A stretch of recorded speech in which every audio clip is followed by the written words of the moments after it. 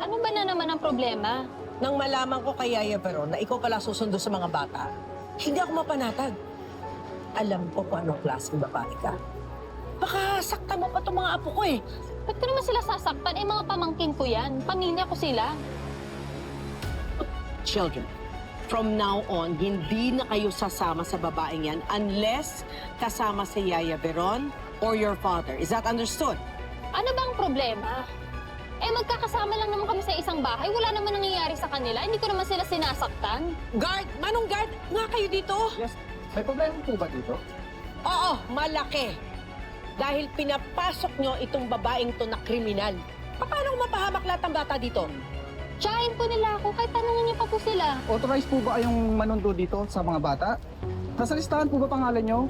O kaya gate pass, meron po kayo? Anong listahan at gate pass? Eh, nakatira po kami sa isang bahay. Wala. Wala siya sa listahan o gate pass.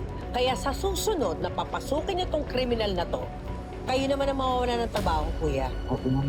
Miss, tara na, miss.